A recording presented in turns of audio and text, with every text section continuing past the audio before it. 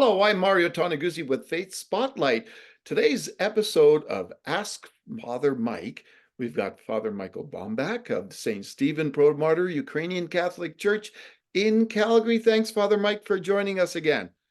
Thanks for having me, Mario. It's great to be back. Okay, we were going to talk about the Eucharist, but we decided to change gears because we're approaching and into the Lenten season. So we're going to talk about Lent this time. Next time, we'll talk about the Eucharist. So, $1 million question, Father Mike. Why should I give up something for Lent? Ah, well, great. That's a great question. And it's one that's often either, confused about or neglected or misunderstood. So ultimately, Mario, the answer to that is that fasting is about freedom. Fasting is about freedom. When I can say no to something, it means that I can say a stronger yes to something else. Or another way of putting that is if you can't say no, your yes means nothing, right? So giving up something, and in our tradition, we fast from meat at certain times of the year, for example. So giving up something really means practicing our no's, practicing our ability to draw a line in the sand and then defend that line in the sand. And that principle works with all sorts of other things. I like the athletic analogy, right? Asceticism means discipline, right? By the way, and that's what we're talking about. And we see that type of discipline, in athletic competitions and working out and stuff like that, right? So you see the gains in any sport, when you put in the work, when you have the discipline. There's a certain point in any type of contest, where your hobby stops being a hobby and starts being like a sport, something that you're willing to wake up at 5 o'clock in the morning and go to an annoying practice for and sweat it out and come home and not feel happy and all the rest of that. But it's worth it because it allows for you to become a better, whatever, gymnast or soccer player, whatever the case is. It's the same thing in the spiritual life, Mario, being able to say no to something and to take that level of discipline that's all of a sudden bigger than just my feelings at one particular moment leads to a deeper freedom that we have to say yes to Christ in. Okay, I'm going to ask you some questions that are specific to the Ukrainian Catholic tradition that may Go be for it. a little different than the Roman Catholic. Yeah. First of all, okay, so our Lent or Ukrainian Catholic Lent begins on the Monday before Ash Wednesday. So explain that to me. Yeah, that's a really good question. So, and in fact, Mario, we even have, so that's the first day of Lent. That first week of Lent is called Clean Week. And it's a time of even more intense fasting. So we would go meatless throughout that week if we're able. And That's kind of the very beginning of Lent. But even if you wanted to get technical, our last Sunday that we just had here, 2 weeks before Lent begins, is called Meat Fair Sunday, and so that would be actually the time traditionally where we would have given up meat already, and then the next Sunday after that, just before the Lent starts, just before that Monday, is called Cheese Fair, and that is when we would give up dairy as well. Now, in our current canon law, we abstain from meat on Monday, Wednesday, and Friday throughout the course of the fast.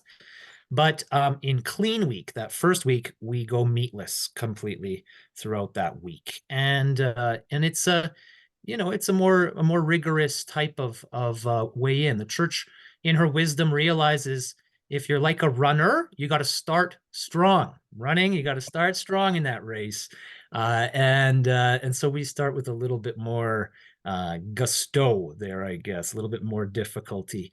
We ramp it up. We also have a beautiful evening prayer service called Great Compline, and within that prayer also there's a tradition of taking prostrations during that time. So we actually split up this thing called the Canon of St. Andrew into little, bite-sized portions where we do just a fifth of the bows that would be required for the whole thing.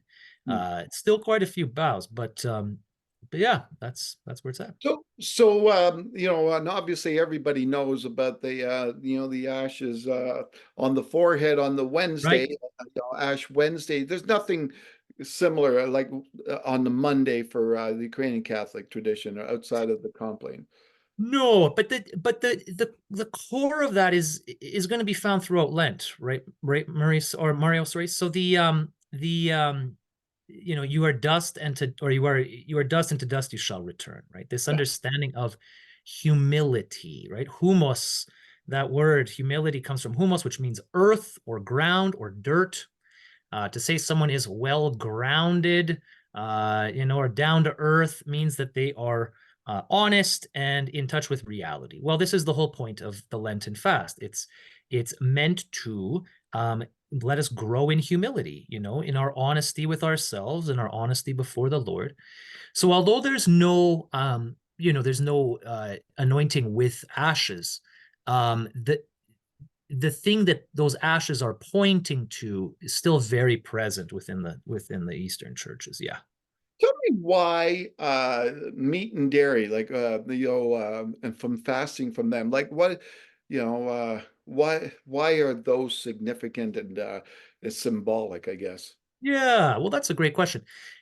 I think some of the significance nowadays is lost on us just because we have such a variety of food, right? It's very easy, in our modern day to go veggie. You've got veggie options at all restaurants now, we've got food we've got vitamin supplements, so you're not really missing anything in your diet. It's very possible. Meat, and dairy, a couple things like those are the vehicles for fat, right? Like that's what makes your food taste good. Like that's probably one of the most important things in most diets. Meat and dairy are what's bringing most of the flavor. So that's an important thing. And the second thing is these rules were sort of established when people worked physically for a living quite often. Meat and dairy are where you get the majority of the protein in your diet. So if you're a laborer and you're fasting from meat and dairy, you're going to feel it. Like it's not, and that's the point of fasting, Mario, is for us to be hungry, for us to realize, wait a second, I'm not self-sufficient. Wait a second, I am needy here. And the ultimate need that I have is for the Lord. And that's what my body, through my hunger, is telling me, and that's sort of the idea behind it. Now, what about the days themselves? Like, especially the Wednesday and Friday of fasting. Why those days? That's right. So Judas betrayed Jesus on a Wednesday. Wow. And Jesus was crucified on a Friday. So this is why we have those specifically. Traditionally, as I mentioned, we would go meatless and dairyless actually throughout the fast. But our current canon law stipulates that we abstain from meat and meat products uh, Monday to Friday on the clean week, like I said. But the rest of the days are Monday, Wednesday, and Friday. So those 3 days meatless. That's right. Yet, and here's something that I could never understand. Yep. Saturdays and Sundays are days of grace, right?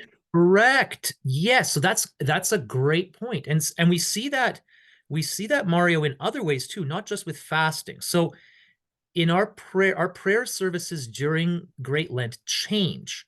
So we actually have what's called aliturgical days. There are aliturgical days in the Roman Catholic calendar too. Like Good Friday is an aliturgical day. The Mass is not celebrated on Good Friday. Well, all of our days, our weekdays during the Great Fast, are aliturgical days. We don't celebrate the Divine Liturgy during that day. Why? Because we are fasting from the celebration of that service. We still receive the Eucharist because we have these beautiful pre-sanctified communion services where we have the Eucharist consecrated, extra Eucharist consecrated on the weekdays, or sorry, on Sundays, and then doled out for those pre-sanctified services throughout the week. Mm. But we actually do prostrations and bows on the weekdays. And that's part of sort of that repenting, sort of humility driven kind of worship. But on Saturdays and Sundays, like you said, days of grace, we don't do those prostrations. We actually pray without the prostrations, and we can celebrate the divine liturgy. So the the challenge, I would say, Mario, is to make sure that we maintain a spirit of fasting, but still take a break on Saturdays and Sundays. If you're fasting hard throughout the week, maybe you have like a really nice fish, meal on Saturday or Sunday. Maybe you have something out of the ordinary. Even in a monastery, they would have, a glass of wine. That might sound petty to us, but for them, that's a big treat. So find a way to make it, to mark those days of grace and to differentiate them from the rigor of Monday to Friday. That's an important thing.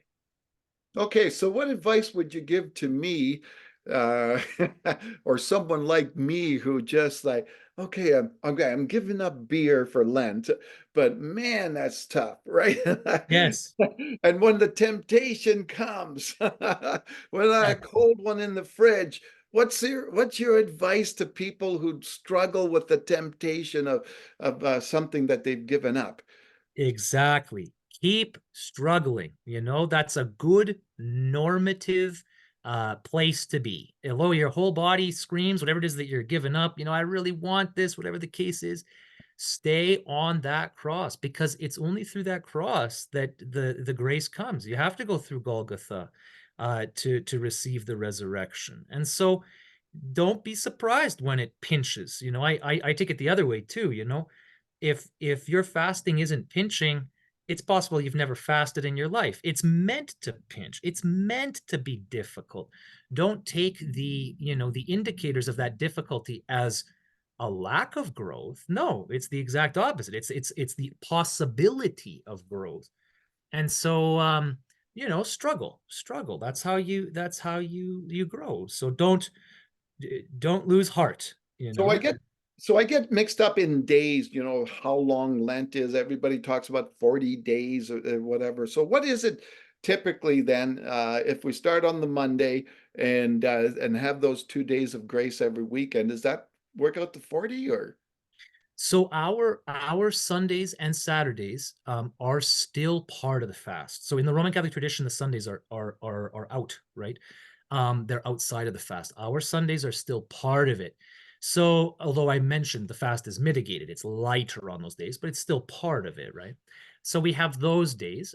We also have Holy Week is not part of the fasting period for us. So all of Holy Week is its own little thing. So it's a Yeah. different season completely. It's like a standalone season. So I think with that in mind, you're still looking at well, like 40 more than 40 days that way. And if you, yeah, like closer to 50, and then if you include also the pre fasting days, as I mentioned, meat fare, if you gave up meat, some people still follow the more traditional style. So, you get an extra whole week there of meatless, to get yourself ready for the rest of it. Here, yeah.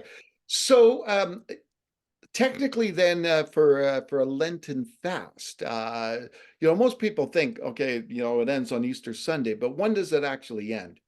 The fast part. The fast part. So the fast part, theoretically would end on the Sunday, but it depends when it is that you celebrate that. So, let's say, you've heard of maybe midnight mass for Christmas, right? With a vigil service.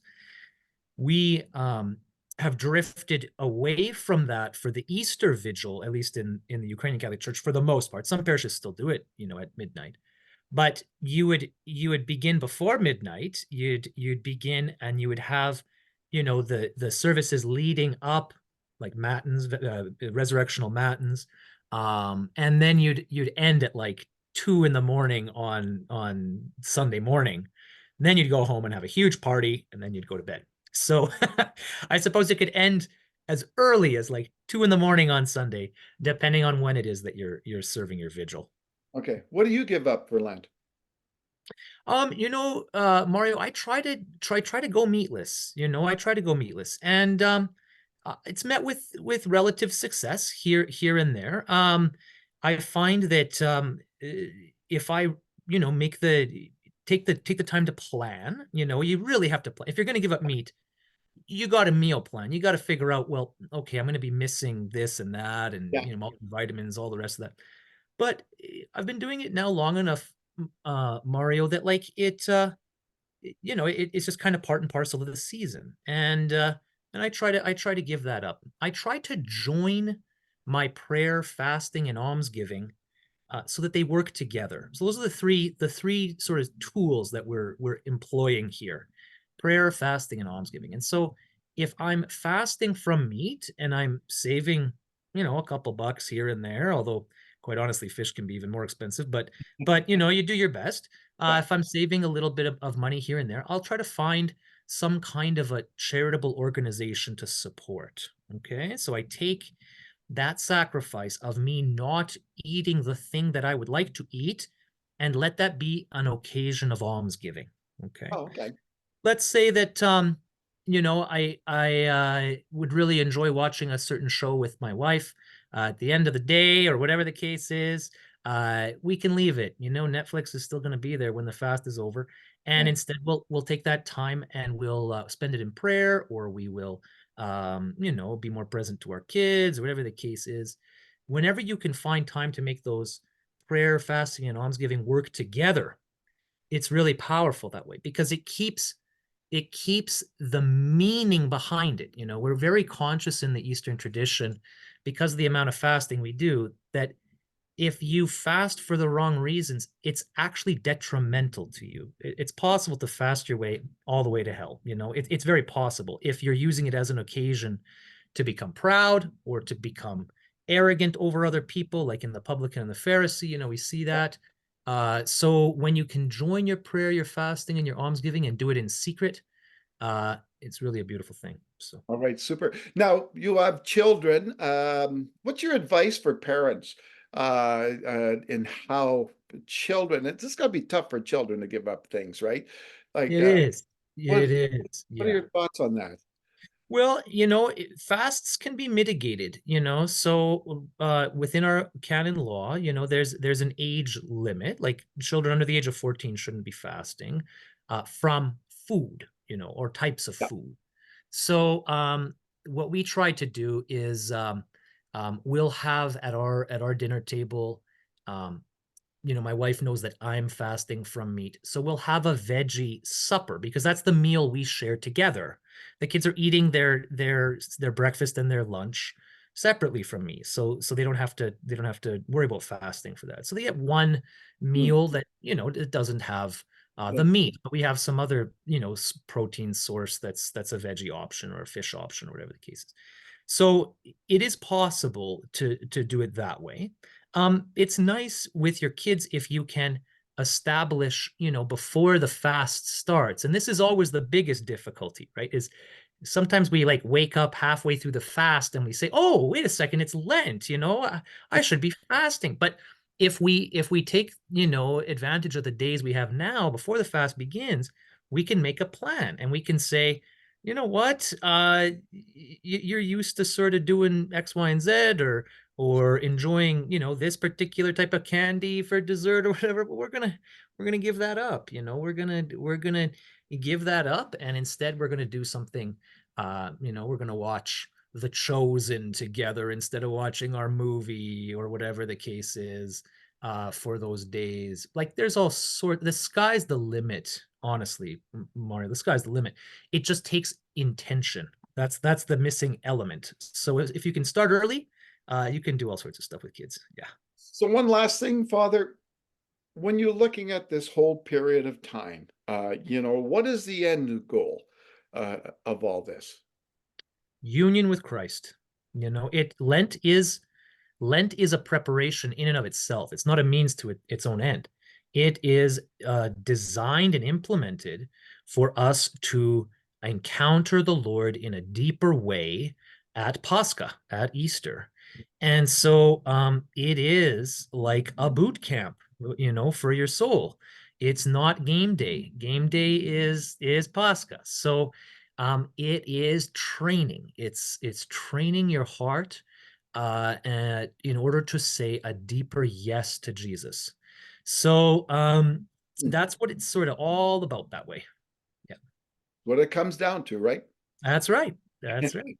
All right, super. And just one last thing, you kind of briefly, everybody focuses on Lent, on the fasting part of it, but did mention briefly almsgiving and prayer. Can you just talk a little bit about the importance of that and why that you know becomes like a trinity of things to do during Lent? Yes, good connection there. That's right.